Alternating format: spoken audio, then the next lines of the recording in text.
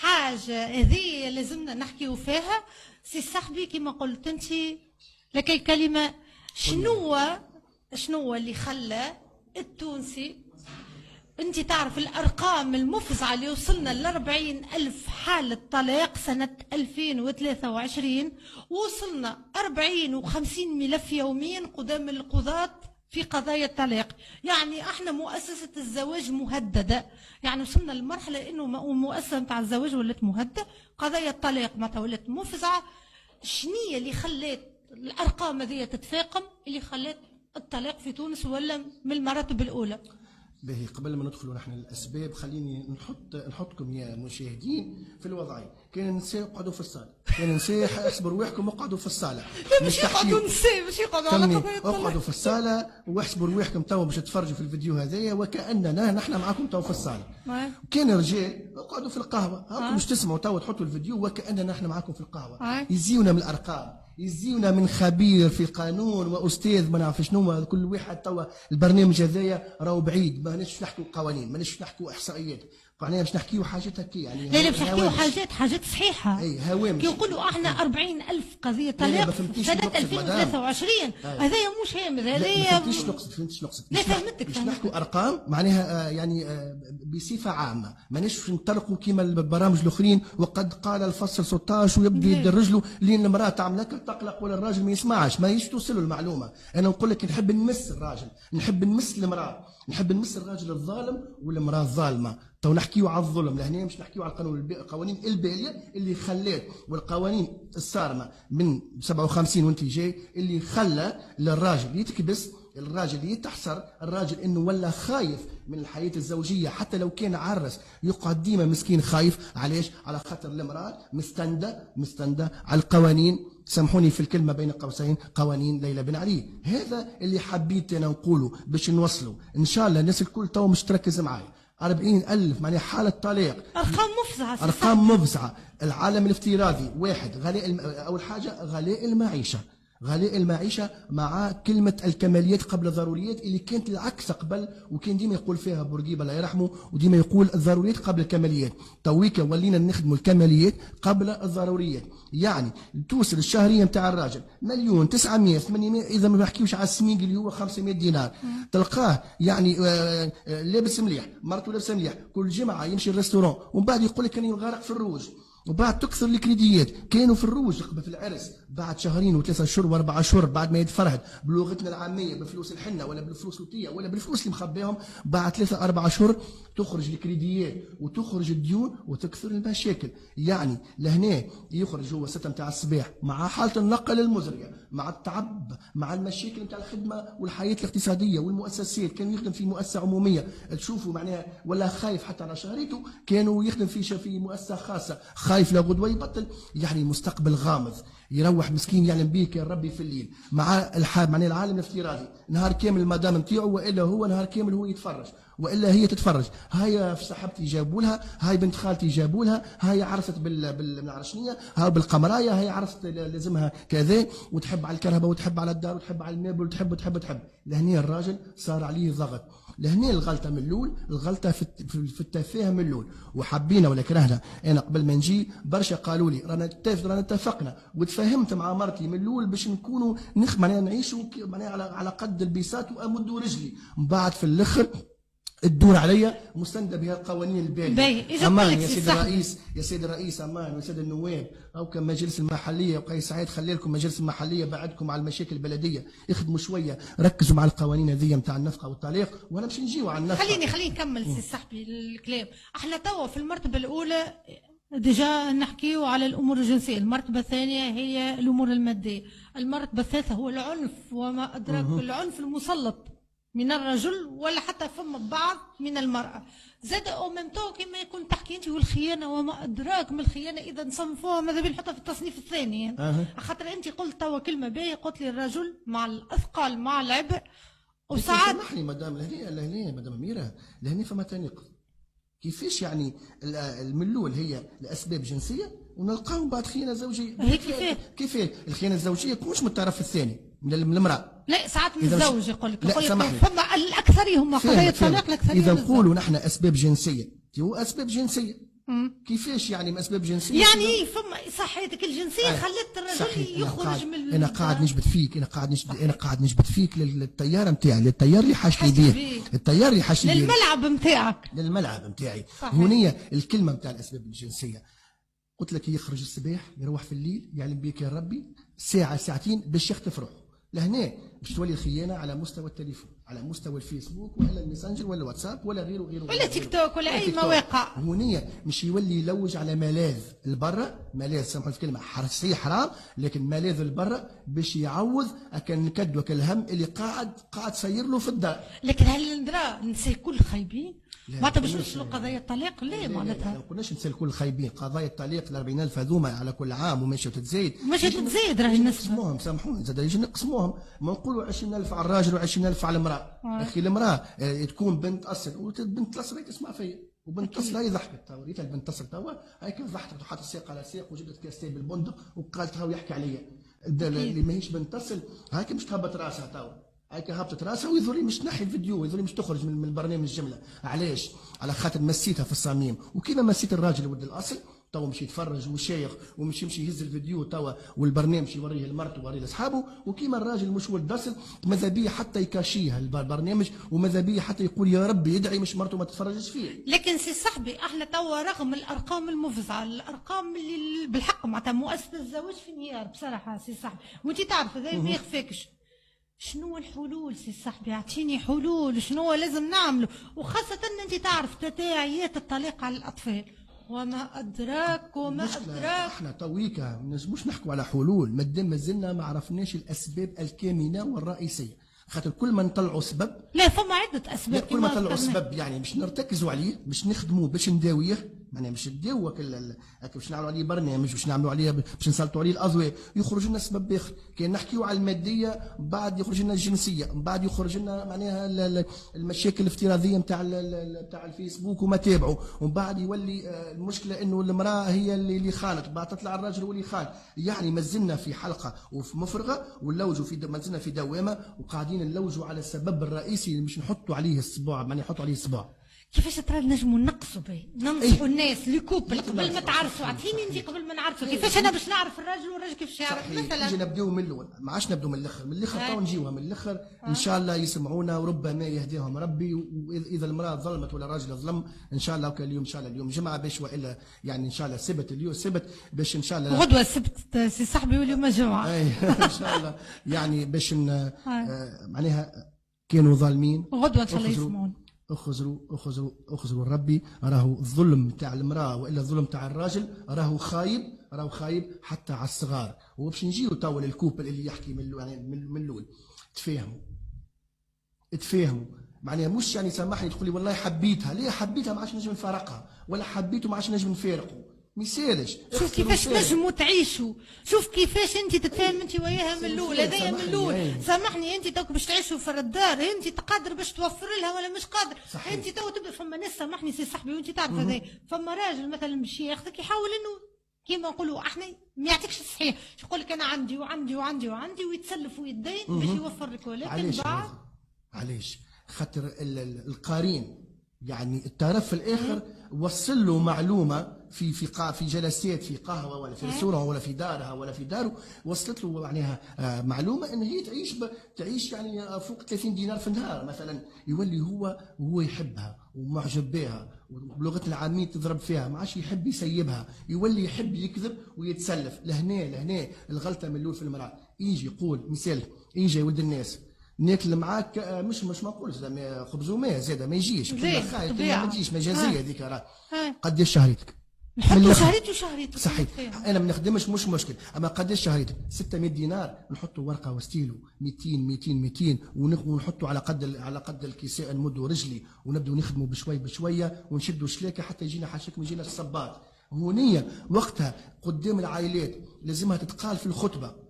احنا تو الخطبه ليه؟ الخطبه ولات شكليه، يجي لبس الخاتم جيب جاتو يلبس عز لبسه عامله تصور يختبط نمشوا نسهروا، ليه؟ لازم في الخطبه البو والا كانوا متوفي العم والجد ومنا يتفاهموا كما كان تقبل الناس. راهو ولدي شهريته 600 دينار، راهو عنده بيت في راهو ساكن معايا في بيت. ما يقول لك على ما ترضاش بيا يا سي صاحبي، ما ترضاش يقول لا ما ترضاش بيه، تحب هيك كره بس سامحني راجل تحب دار بالبيسين ما نعرفش انا تحب تمشي كيما ترى لي كرونيكوز الفلانيه كيما ترى فلانه لبست روبه في العرس الفلانيه الصاله ب 30 مليون. اقعد بايره اقعدي بايره ما تجيبلناش الصغار ما تهملناش الراجل وما تحطيهولناش في الحبس. صحيح انت راكي الكلمه هذيا يا مدام انت تسمعي فيا راهو الكونتراك انت مشروع نتاع فكره راجل في الحبس. ولكن مش نسي الكل زاد باش ما نعموش فما نساء اللي ترضى احنا جبنا على ما ترضاش علي ما راك ترضاش يا اللي ما ترضيش راهو انت مشروع سجين مشروع طفل متشرد مشروع طفله هامله صغيره سامحوني في الكلمه راهو مشروع عائله متشرده راك مش فكره وتوق انت مخطوبه ولا مصوحبه خمم. اي نحكي على المراه باقي الحمد لله تحكي على المراه اي باقي نحكي على المراه تحكي على المراه يا رجال راكم ديجا اصبر مثلا سي صاحبي تبعني مفهومي انا تو بون مش مفهومي انا مفهوم المراه اللي انا مثلا ريت ما نعرفش ان اكسسوار رانيا تومي مثلا تحيه لها تحيه ليدي سمار هذوما الناس كيما نقولوا نحن نتفرجوا مثلا ريت فلانه دار راجلها دار بالبيسين ريت هذيك سافرت ما نعرفش انا لتايلاند سافرت اللي تحب انت اي حتى انا نطمح باش راجلي يجيب لي مش دار بالبيسين يجيب لي قصر يجيب لك قصر ويمشي الحبس. اي قصر يشيل لك كرم نحكيو على المراه نحكيو على الفئه هذوما مش الفئه الكل نعطيك النتيجه.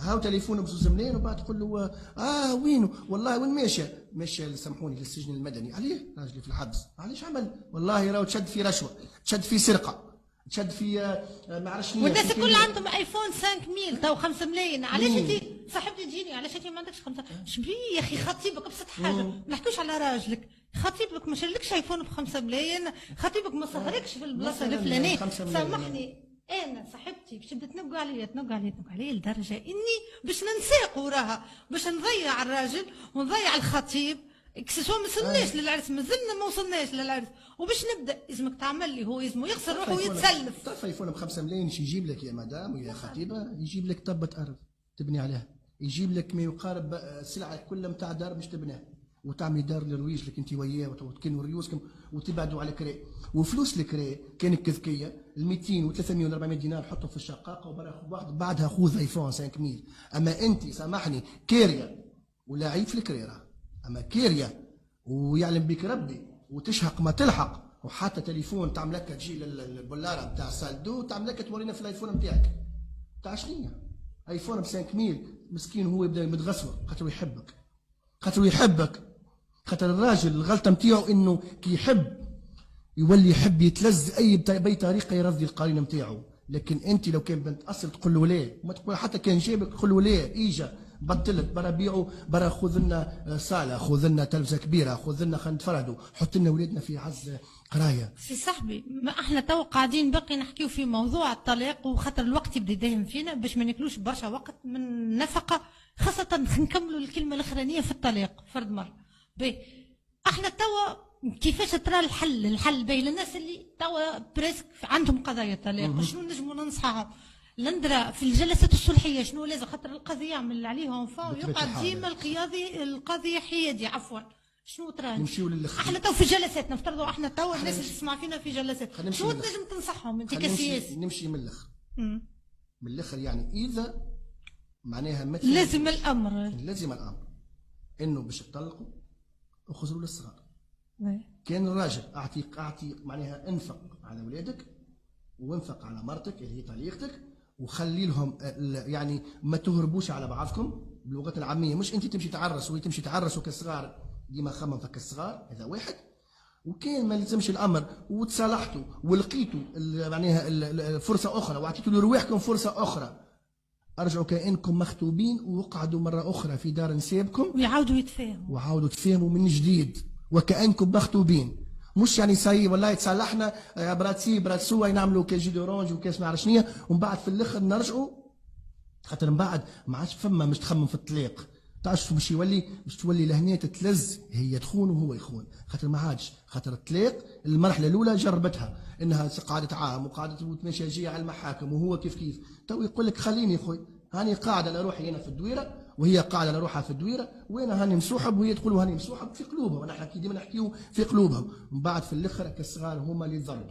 ولكن نحب نقول كلمه من هنا من راديو جونيس صاحبي راهو الراجل كي طلق ما طلقش ولاده، طلقت المراه، اوكي يا لان مولانا احنا عمرك ما طلقت. احنا في تونس 99% الراجل يطلق ولاده. هذيك المشكله وين؟ هذه نحبك اللي تحكي لي فيه شويه بركه باش ما ناكلوش الوقت. مرأة احكي لي علاش الرجل يطلق، طلقت المراه طلقت ولادك، علاش ما تطلش على ولادك؟ عندك حق الزياره، عندك حق النفقه، عندك حق الاصطحاب. منا ومنا، ما هي منا ومنا.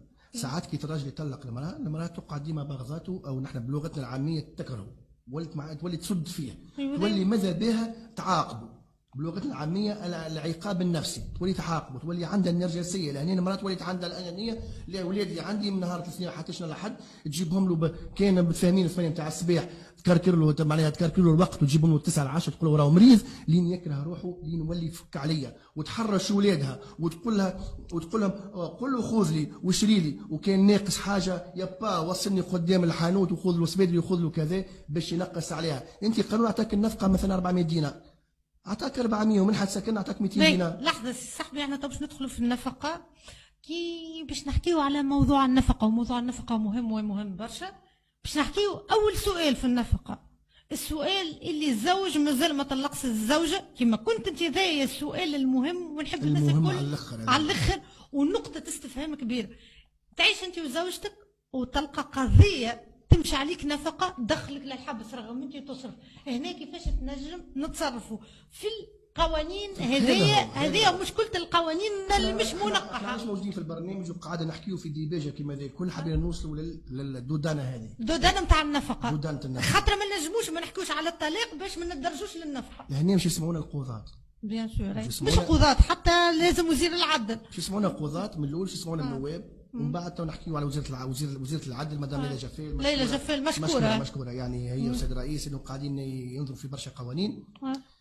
راجل ومرته عايشين في الدار، يا اخي نمشي انا العطار نقول له اعطيني فاتوره باسمي، يا اخي انا مش نعطي مصروف لداري، نمشي للبوسطه نبعث لها مصروف وانا عايشه معاه حياه زوجيه هانئه ونتفرجوا في المسلسل وساق على ساق وكاس تاي بالكاكاويه، ومن بعد في الاخر تجيها صاحبتها واختها فهمني واللي لا كرهوه وتقول لهم برا صب له النفقه باش من بعد يتكبس، باش نهار اللي هو يلعب بزيلو بكلمتنا العاميه تلقي روحك انت في دقيقه 90 ما تخسرش برشا وقت.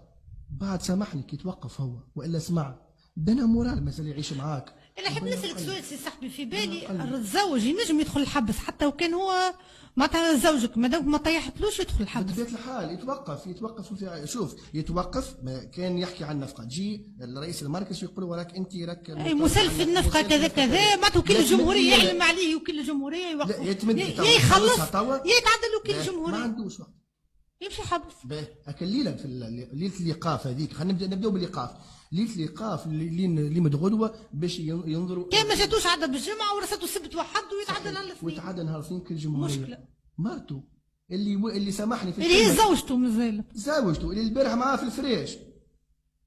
ها الموضوع تابو يا مدام، معاك في الفريش، ميكرو معاك في الفريش، راهو معاك في الدار. تنجم زاد تقول لك الزوجه سامحني، فما بعض الازواج وانت تعرف يبدا معك في الدار وما يصرفش. هنا شنو الحل زاد؟ يبدا معك موجود وغير غايب. نعلموا يا مدام، نعلموا ما يسمعكش، ما نعلموا ثم عديد الاطراف هكا نهدوا، لا نعلموا ونقولوا مش نشكي بيك، نعلموا ونقولوا ماشي نشكي بيك، معناتها ما نحطوش المشكله في النساء، ما القانون هذا. تعرف كيفاش تعملوا نفقه؟ باش يعرفوها النساء، يبدا معها في الدار يبدا يخدم وتعلم عن طريق عاد المنفذ، والعاد المنفذ يحط الورقه تحت الباب وهو ما يفيقش بها، وهو ما يفيقش وهي ساكته ويتحكم غيابي، يا حبي يا عينيا يا رويجلي يا منعرف شنيا، وهو ما في بالوش مسكين، وفي النفقه في جلسه النفقه ما يحضرش ويتحكم غيابي وهو ما في بالوش، ويهبط له ويتشد بعد تقول له والله يا عام 2021 انا صبيت هالنفقه ونسيت وقتها متغش عليك، ذكرتها يا فلان راني متغش عليك نهارتها. نحكي لك في بالرسمي راهو مش نحكي بالعبيد، نحكي لك في مش انا تو قاعد نحكي من الديار، تو انا قاعد نحكي بلسان الراجل وبلسان المراه. باش الوقت ما يدهمنيش، خاطر الوقت هنا بدا يدهمني. يقول لي سيد المخرج نحبك تقول لي هنا المشكله في القانون، في التشريع، في التنقيح، كيفاش لازمنا نعملوا؟ لازم يتنحى النفقه الغيابيه هذه، الاحكام الغيابيه لازم تتنحى باي طريقه، باي طريقه. في الغيابي تقصد؟ في الغيابي، خلينا نبداو في الغيابي.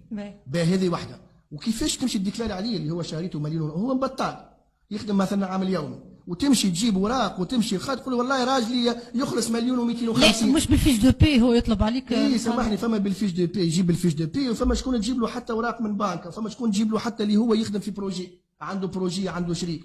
هو فلس نهار بعد بعام فلس، شنو عملنا؟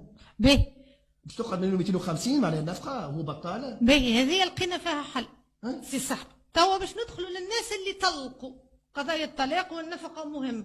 هنا سي صاحبي برشا ناس ما مش قاعدين يخلصوا في النفقه، حبيبنا ام كرهنا، تقول لي وضعيه، تقول لي طلقوا، تقول لي انفصلوا، عفوا وانا انفعلت. هنا شنو كيفاش نعمل؟ هنا ايش نعملوا هنا؟ باش نعملوا هنا؟ الراجل مثلا سامحني في الكلمه عنده، احنا باش نمشي بالراجل اللي عنده مش عنده غني، عنده صفا باهي متزوج هو عنده ولاد اخرين يصرف عليهم، هذيك شهرين ثلاثه ما يصرفلهاش النفقه. ايش نعملوا هنا؟ صغارك هذوكم ياكلوا وهذيك ما ياكلوش، معناتها ما نتكلموا باللوجيك سي صاحبي، ما نتعاطفوش. لهنا اذا نثبتوا ما يصيرش القانون كيما المتهم بريء حتى تثبت ادانته، هيك نثبتوا عليه هو معرس بمراه اخرى اللي هو عنده صغير. سي نورمال مش قاه معرس. تثبت عليه مش تثبت عليه اللي هو يصرف اللي هو كذا كذا كذا. ولا يسهر زاد برشا رجال سامحني يطلق المراه ويصوحب ويعملهم الكل. شنو يستاهل هذاك يستاهل. اذا رغم راهو القانون مع هنا القانون رادع راهو، ورغم القانون هنا يفرض انك تعمل به قضيه اهمال عيال ورغم هذا برشا ناس في الدقيقه الاخرانيه يصب لك شر وشر يمرضك عليه ويقعد عامل فيك. فما نسيت تفهم فيه قالوا لي قول سي صاحبي الموضوع هذا يصب لي شر وشر ما يصبليش، يقعد يمرض فيا. شهر مثلا عندك ملحه سكن عندك 400 نصب لك 300، انا نعرفها الحاله يصب لها في 300 وعندك 20 بدا سيد المخرج يقول لي كيفاش هنا نجموا. ما يصيرش كي يكون رشي مثلا القانون اذا هو باش يعرف الريشيرش اذا ما يصرفش ما فما حتى مشكل، واذا يكون موجود بالحضوري انا راني مع المراه، انا ضد الغيابي، انا راني واحنا اي حاجه يقولوا القانون نحن لازم نطبقوه. اذا عندك حق النفقه تاخذها، اذا عندك منحه سكن تاخذ، تاخذ حقك. احنا دائما ما عيب على الراجل يعني الغلطه في الراجل. انت طلقت من هوني، طلقت المراه هذيك والصغار هذوكم، نتصور زاد ما سامحني ما تعاودش برشا. صاحبي مازالوا في دقيقتين حب تحكي.